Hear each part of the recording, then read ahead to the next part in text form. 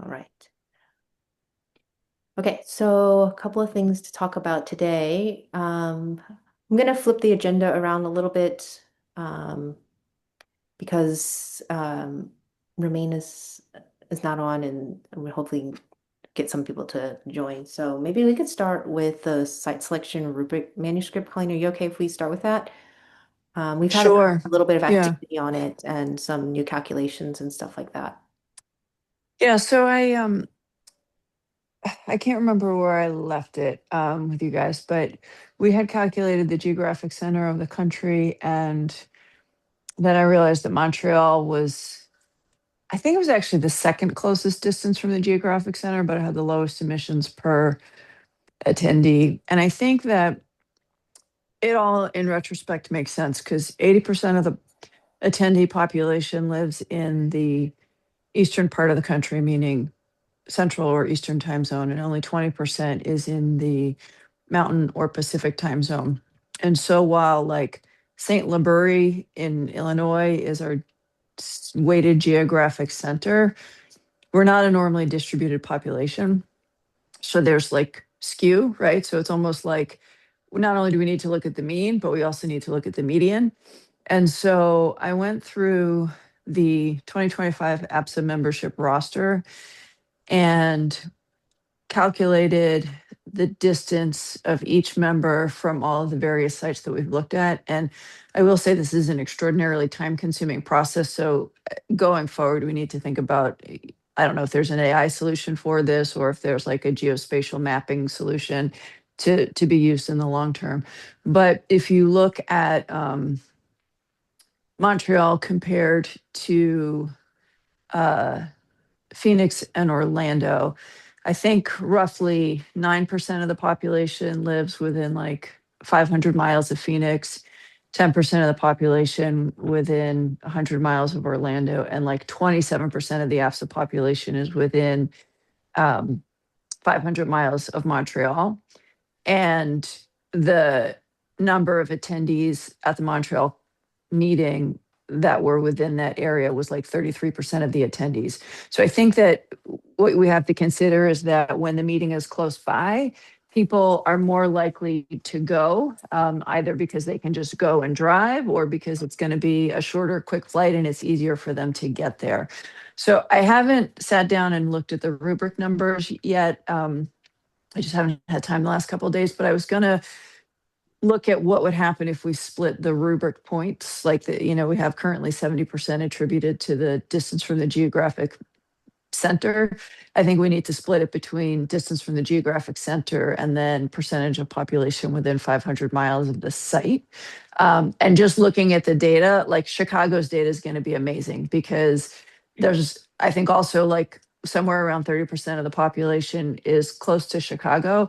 And then the geographic distance is the shorter. So even as I was like looking through the numbers, like even the cities for Chicago that exceeded the 500-mile threshold, they're still like somewhere in the 1,000-mile range as opposed to like 2,500 miles for like across the country for some of these more remote sites. So I think I'm hoping that the Chicago meeting proves the point that one, the geographic center is important, but then two, also the population density is important. So anyway, long-winded answer, but that's kind of the big change. I think intuitively thinking about the population distribution, like in retrospect, it makes sense, and I should have thought about it prospectively. I didn't, and so I will continue working on that, and I'd like to try and get it done by the end of this week, this weekend. So we'll send that out to you guys. So just a quick thing. So the person in my institution, if you need to have any other, analyses, he can do it. I mean, he's Okay. pretty good about getting it back to us pretty quickly. So just let me know what you need, and I'm sure he's happy to do it. He's Okay. he's doing it for free, which is unheard of, but Yeah. Yeah. he's having a fun time doing it apparently, which is why he's doing it. Yeah. Oh, okay. Yeah. All right. Cool. I don't know. We were thinking about doing it on a 3-year rolling basis. So How do you mean? like every 3 years to grab that 3-year block so that it kind of captures the moving target for APSA.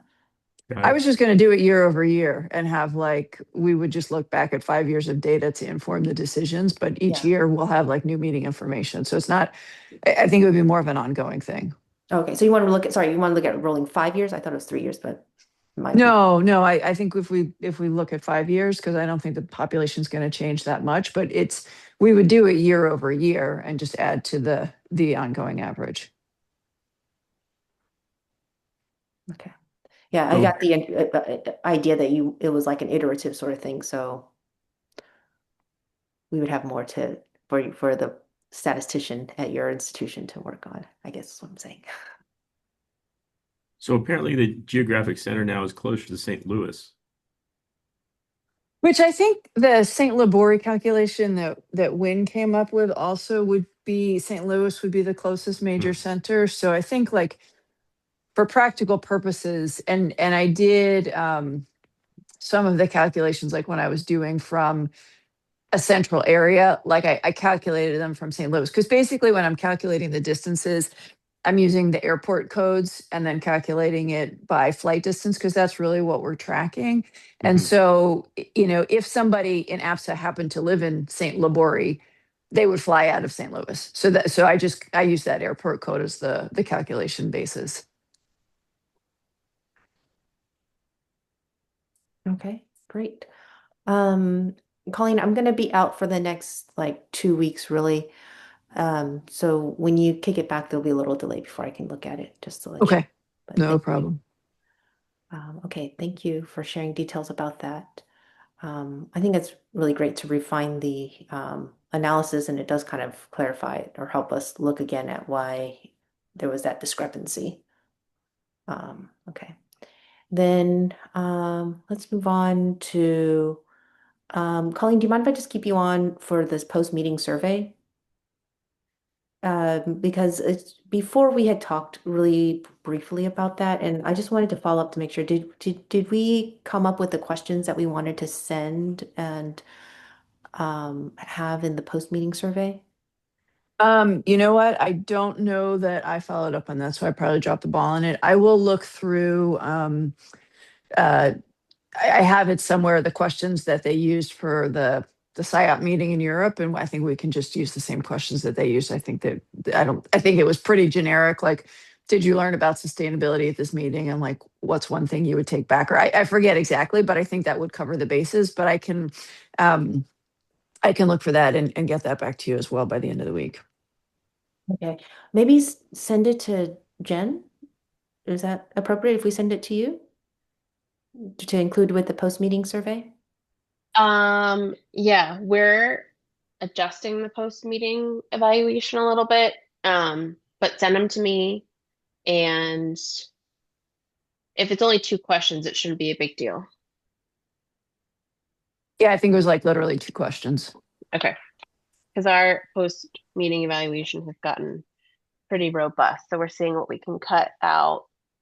Um, but send them to me. Oh, dang. Okay. All right. Great. Thank you. Okay. Win is on. So I'm going to jump to this thing that we were working on with Win because last time we were looking at the 2-minute turnover. And one of the things we were looking at was like recommendations for places to eat, which Jen has one that's curated, which are all like local and around the area. But one thing about the list is that it doesn't necessarily have, restaurants that are particularly sustainable, if that's an important priority for people who are attending. So Win and Ami had some restaurants around Chicago that aren't necessarily like really super close to the hotel, but they are restaurants that do have like a sustainability aspect. And she shared them with me. So let me just share screen. So what we did was this was her list that she had sent here. Okay, and then so I put it on Google Maps, which is here.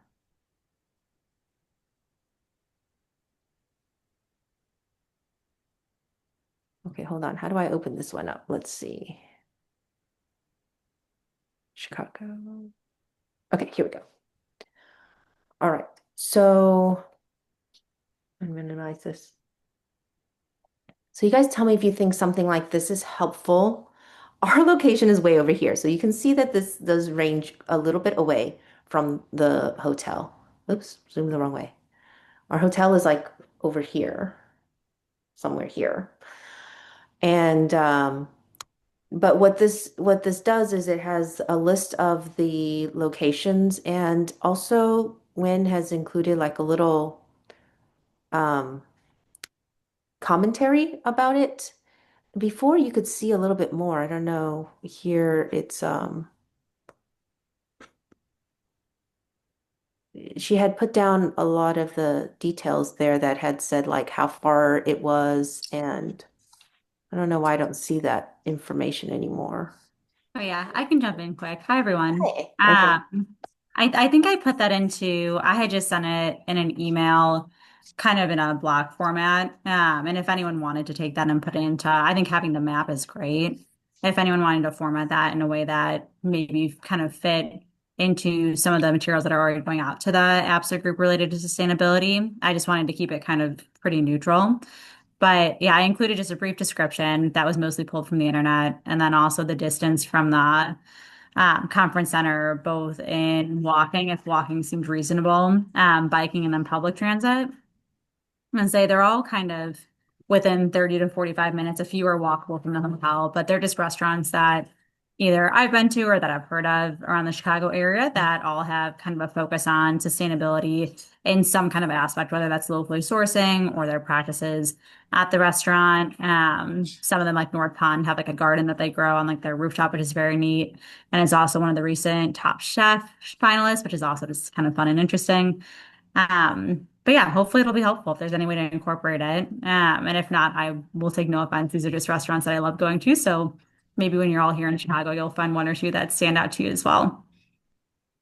Yeah. We might need to find a way to incorporate the list I have, this list, and then I think DEI or wellness or a combination is also doing like a minority owned businesses map Oh, too. okay. So could you, Dr. Lee, send me a link to this Yeah, I can and send the it. original email, which I probably have somewhere deeply buried, and I apologize. I don't know. And maybe we can get it all together on one and like color coded some way. Sure. It wasn't difficult to create the list. And originally the way I had it had the comments from Win. I just don't know what happened to the comments. I don't see them anymore. Okay. So her list is right here. I'm just gonna just go like that. And then let me just go ahead and copy paste the, okay. I'm gonna copy paste the link for you too, in case this like one is messed up, because I think if you open this link, yeah, it's this one right there. Okay. Here, copy this one. Okay. Like that. Okay. All right. Great. Thanks. Yeah, I think if we got all of those together, and I think it's a great idea if we color coded it, and then people can go and pick a restaurant based on maybe proximity is the most important thing for them. Mhm. And that would be a great list that you have. And if, they want to support a, like a DEI mom and pop shop, they can select those. Or if they're looking for something more sustainable, more local, or whatever Mhm. And aligns. some of them might overlap, which, They definitely yeah. might overlap for sure. Yeah. 100% do. I know a few of the ones that I have on there are definitely would fall into that second list too. Okay. Yeah. Yeah. Yeah. We had included all of these details. See, like Okay. cuisine, all of that, why they're sustainable, and then it was like really great. Okay. And I'm a big Top Chef fan, so Mm. All right. Okay. So that's that. I sent you the link. thank you. No problem. Okay, let me get back to my notes so I can see what the agenda is. Okay. So then we don't have Sarah or Amin on, but let's just go over their stuff now. Um, I haven't heard any additional thing from Ramin about the cleanup project, so I'm not sure if it's actually happening or not. Um, I was hoping he would be on today to talk to us about it. Let's see, 8 participants. No, okay. So it may not be happening, but one of the things that we were talking about was like we could have like a little bit of swag to identify the fact that we're APSA out there cleaning up around the area. So I was going to design a scrub cap design, which I made some ideas. And let's see. What? Okay. Pictures. Come up with the pictures. Let's see. Okay, so these were the original ideas, like that. And they would be just like screen printed onto whatever background scrub cap idea. And then I heard that we don't want to lift from the APSA logo, so I'm really worried that they would be mad about me like kind of going off of the APSA logo. And then Sarah put them into, oh, here we go. Sarah put them into ChatGPT and came up with something like that or that, which I mean, I thought they were really nice. What do you guys think? They are really nice. That piece of the apps logo specifically is trademarked, so I don't know. I would have to run it by the board and see. If I there's really like them. They're really cool. I like them. So if we don't do the cleanup this year, then maybe we could run it by the board and see if it's like different enough for them not to Mm-hmm. feel that it's infringing on copyright, and we could have it ready for San Diego. Yeah. The printing for this, I was just looking at it. It's about, I think it was like 30 or $40 per cap. But obvious, that's just like if you buy one. And so the more in bulk we buy, then the less it goes down. And I was just looking on custom inks. So there's probably other vendors that we might be able to go with, but that's kind of like just a starting block, you know, estimate of what the caps would be. So the SOAPS group has a swag store, and they have a scrub cap on theirs that's $17. Oh, that's much better. What is that? I'll put the SO. link in the chat. Okay. But like, and this vendor that they are using is one local to me that I've used a lot. Hmm. Um, but it's just a standard blue scrub cap type situation. And then we would just give them the art, to get them Yeah. credit. So Let me just, nice. Okay, that's much better. Don't go with the first option on Google, guys. those sponsored options will get you every time. Yeah. Okay. All right, so that's much better. That's that. Then I think the next thing it'd be best to talk about would be the 2-minute turnover. Sarah's not here, but all I'd like to do at this point is just approve it and say run with it. Put it in whenever you're ready to run with the 2-minute turnover featuring this. Yeah, so we have the regular 2-minute turnover every Wednesday, Hmm. and then we have a special, meeting focused edition going every Friday right now too. So Yeah, but you haven't put this one out yet, right? no. Okay, so um, I think it's it's Sarah's document, but since she's not here, maybe we could just go over this and just approve it and let Jen like run it whenever she's ready to run it, because we're kind of like our next meeting is going to be in April, and it's going to be like 1 or 2 weeks before the meeting. So Yeah. I think we better release it or hold it back for Hmm. this year.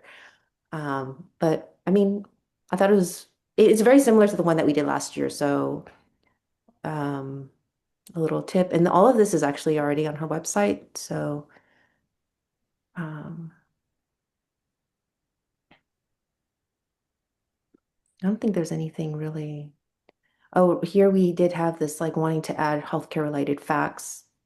Um, but that's really for the poster, I think. So I think we can let this go to the 2 minute turnover without adding this healthcare related facts there. And the posters, like, um, so we're ordering all the printing now for signage at the meeting. Mm, So okay. if you wanted it like to include the branding for the meeting and everything, Okay. we'd need that probably in the next week and a half.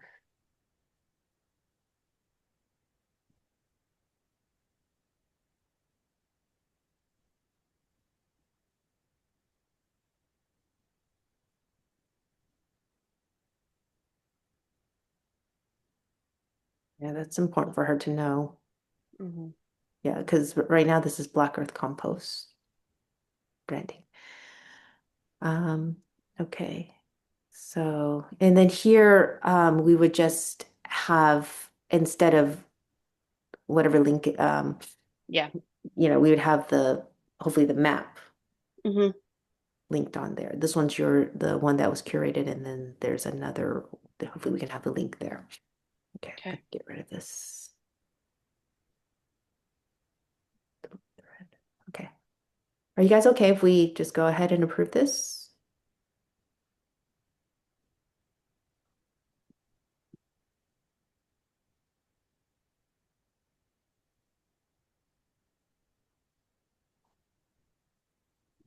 I think it looks good. I mean, it's like you said, it's similar to what we did last year. So I think it's helpful information for people to get ahead of time.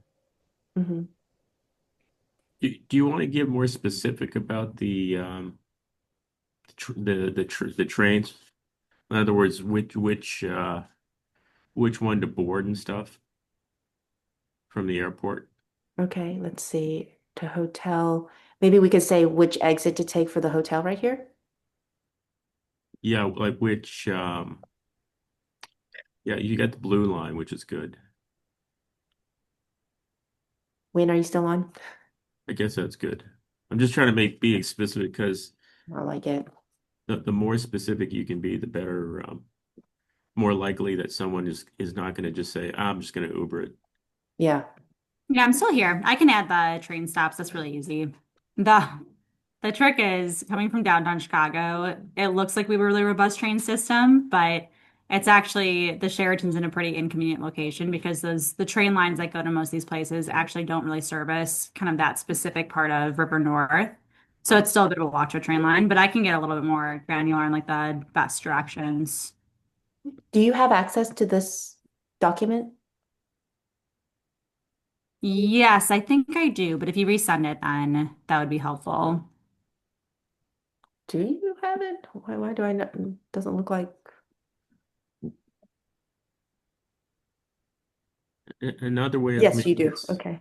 Another way of making this idiot proof is to clarify how you purchase tickets. Because I know there's a Ventra system, and I had to go through it recently. I'm pretty stupid, so I had to go through it to try to figure out how to get like utilize their app and stuff like that. So again, I trying to make it as idiot proof as possible for people to get off or get out from the airport and go straight to the train, for example. Yeah, I can help update some of this transit stuff. I'm pretty familiar with the train system. And I think at this point you can do most of it on your phone as well. So you don't even Yeah. really need like a physical pass, which is nice. And also I think to help people understand the cost difference, I would probably put down estimated cost would be what it's like $4 or something, or how much is it? It's like $4 or $5. Yeah, it kind of depends on where you're going, but that's a great idea. I can Yeah. definitely pop that in there too. Because if you do that and people look at the shuttle, which is $22 versus $4, people will be more likely to go for the cheaper option. At least I would. Yeah, the nice thing too is, and maybe I can pop this in there somewhere as well, but especially getting from the train. Oh, it does have that amount of time. Yeah, it's relatively quick. And comparative to driving, honestly, most of the time it's about the same, if not even a little bit faster, depending on time of day. Yeah. I'm coming by myself. I'm planning on taking the train. So Me too. I love trains. I don't know. I just feel like my husband always like wants to drive, and I'm like, no. That would be a mistake. Okay, all right. Though I think those are great ideas. Definitely something that would help me out too. Yeah. Um, okay, what else? If you add all those details, I think maybe we can get rid of D, unless you need the link for the Chicago Transit Authority. No, Okay. I should be able to find it. Do we have, I know we were just talking about the timing of this going out. Do we have a target timeline to have everything ready by? So it can go out whenever it's ready. Like we're sending 2 emails a week right now. So whenever you get it updated, just send it over to me and I'll make sure it gets in the rotation of things that are getting sent out. Perfect. I should have time to do it tomorrow, but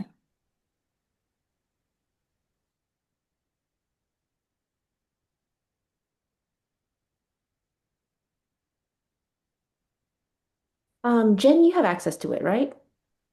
Yes, I am on that You are list. on it? Okay, so then maybe then um when once you've put in the final edits, do you mind just letting Jen know and then we go ahead and we'll release it and approve that it can go on? yeah, absolutely. That works. Okay, cool. Okay, Is all it right. shared? Sorry, is it shared to my Veritas or my APSA email? I'm not Because sure, but I my can definitely make sure I can share it to whichever one you need. Let's see.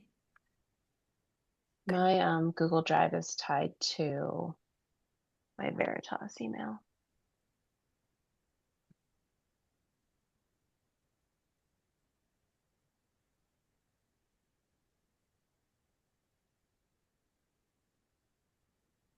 How do I add somebody? Can't edit.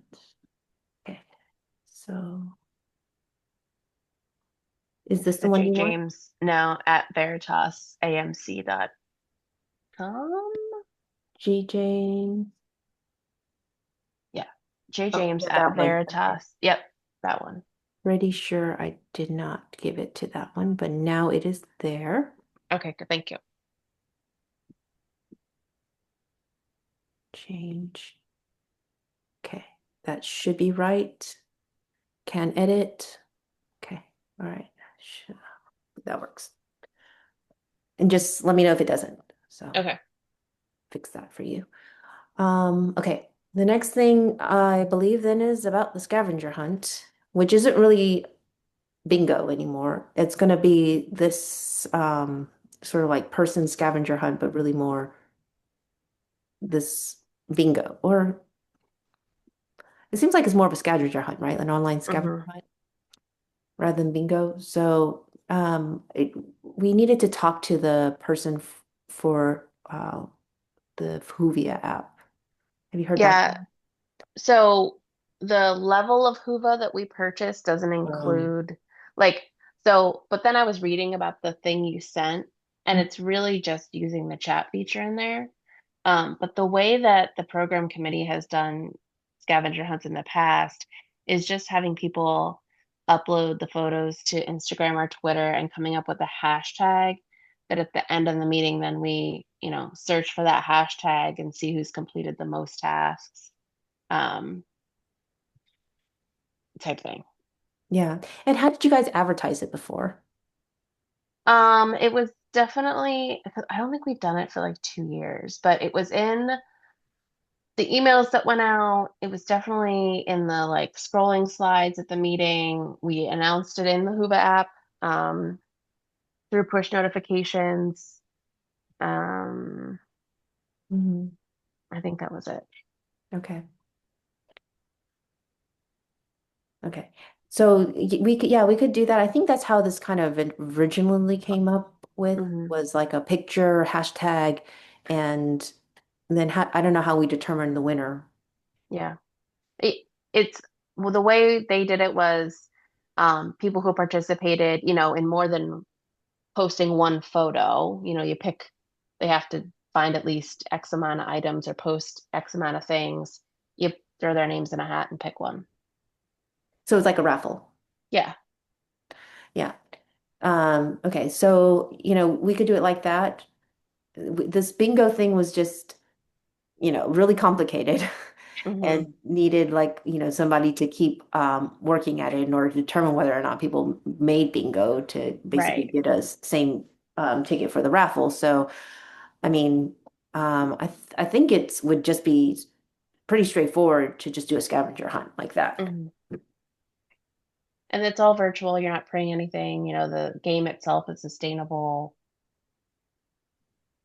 So we can say each entry equals one raffle, and then we'll award. How many awards do you think we can give out? Probably just one. Okay, so we'll award one free subscription to NAT. Yeah. I think so. Okay. Okay. All right. So, yeah. And if they've already like renewed to 26, we'll just extend their expiration to the till 27 or whatever. Oh, okay. That'll be right. So the hashtag, shall we just make it up now, guys? APSA goes green. That sounds good to me. And it's easy to remember. Yeah, 2026. So the official meeting hashtag is hashtag APSA 26. You could do APSA 26 go green APSA 26. and then just add go green to it. Go green. What do you guys think? Good? Why did that? It didn't like it. It didn't like the, oh, dang. The only thing that crossed my mind was bilious emesis when you said that. And that means nothing to me. So I didn't read that chapter in NET yet, apparently. Okay. I think that will do. I can talk with Sarah a little bit more offline. And we can keep all of these, Hmm. ideas here, even take ones from here if they're like not duplicated. Hmm. And yeah. Okay. All right. Anything else? Okay. Well, actually, there are. Um, okay. The survey on parental attitudes. I don't know. Did Amy sign on? No, I think we. Colleen's back to you. Yeah, I Sorry. reached out to Ami after we met and I haven't heard back from her yet. And I really think it's we just need to wait to touch base with her with regard to the Rush IRB that she has approved and just to figure out like what can and can't be changed, the next steps there. So I think it's on hold till I hear back from her. Okay. All right, guys. That's pretty much it. Anything else anyone wants to bring up? I'm going to let Gwen make the announcement about the policy statement, the AP. I don't know if Gwen's still on. Yes. Yeah. So actually, maybe Dr. Gal, you know something that I don't. I know that we're in like the final review stages where it's back out at like revisions have been made. We've taken the feedback into account from the different committees and the Board of Governors and such. And I think now it's almost ready to go. Did we get final word? Not yet, but it is basically the final stages. You just have to get the okay by the board, and I pretty much it's going to get pretty much ready to launch, which is amazing, actually. This is what, 3 years? Something like that. It's been 3 years. Yeah, I remember when I started down this journey on, I think it was beginning my second year of research. Yeah. You were like, "Oh, this will be great if this gets published before you finish residency." And I thought you were joking. Yeah. I mean, I graduated at the end of June, and I'm hopeful that Yeah. it'll get accepted by then. Yeah. But you were absolutely right. It's been a very long labor of love, and I mean, a lot of people on this call have contributed to it and been very supportive of it. I don't know, it's probably one of the things that I've worked on that I'm most proud of so far in my kind of professional career. So it's really wonderful see it kind of coming to fruition. And I can't wait to see it published. I'm so excited. What is it on? So it's a policy statement and supporting technical report that we put together, focused just on environmental stewardship in the operating room. But we tried to incorporate a lot of information that was both kind of the background of why this is important and relevant for not just pediatric surgeons, but pediatric anesthesiologists and really anyone kind of within the surgical sphere. And then also some information on how it could be actionable both at the individual institutional level, at the level of hospitals and healthcare institutions, and then really at the larger policy level too, and what this could look like if legislative bodies and governing bodies got involved in these efforts as well. So it's a pretty wide scope as far as its recommendations go. But I certainly learned a lot in the process of kind of things that are a little more outside of our realm. The stuff within the operating room is the most familiar, but learning about a lot of the regulatory stuff and things more at the healthcare system level was really interesting. And I hope that that information too will make it to audiences who are interested in using it for something actionable, and hopefully it'll be a really informative piece. That's awesome. Yeah. That's freaking awesome. These AP policy statements are pretty important. You know, they essentially set up a lot of people to be able to utilize it at their own institution and say, well, the AP says this. Why don't we look into this? And this is it's going to be a very important statement. I think it's going to be great. Great work. Wow. Wow. What a huge lift. And then coming off of that to ride Wynn's coattails, um, we tried to get a policy statement for APSA, and once this leads with AAP, do you think it would be a viable option for us to bring that up again? Yeah, I mean, once it's published, I mean, it can certainly be referenced in any way that APSA wants to reference it. I think it's worth it. All right. Congratulations. Well, it's going to get proved. Yep. Fantastic work. Yeah, once we have the good news, we'll definitely share with this group, and you'll be the first to know. Yeah, they embargo it until it gets published in pediatrics. So it unfortunately you can't tell anyone that like they are so uptight about releasing any information about what they're working on. Like you can't tell anyone what they're working on until it's actually the embargo's lifted. Okay. Okay, just kidding. We'll tell you as soon the day it comes out. No, but I mean this is within our group. I mean we all know that it's being in the process anyway. So it's not like it's a secret amongst us, but it is the AP doesn't like other people knowing about what they're working on. Understandable. Grace, I saw you just log on. I don't know, did you have anything that you wanted to bring up or? Um, I don't have anything extra to add, but congratulations on the paper, and I'm excited to see it when it comes out. All right, guys. Thanks for being here tonight. And here we go. We already have our meeting for April set, right? So I wanted to get that done because I'm going to be out the first 2 weeks of April. And I didn't want to like have a really long lead up time. I believe it is the 21st. Yeah, I hope you guys have it on your calendars. Sorry about the kind of craziness. I was trying to figure out how to do those schedule invites because I don't know if it changed for you guys, but Outlook used to, whenever I had a date and a time on any emails, it used to underline it with a link, and then if I clicked on it, it automatically added it to my calendar. That feature, for whatever reason, went away for me in Outlook, and so it made it kind of hard for me to like keep on track with some of my meetings. So that's why I was trying to figure out if I could make a way to push a meeting link to you guys that way. So sorry if you got a lot of things added onto your calendars for stupid reasons, because I made a mistake. All right, guys. Thanks so much for being here tonight. I'm going to go ahead and end it.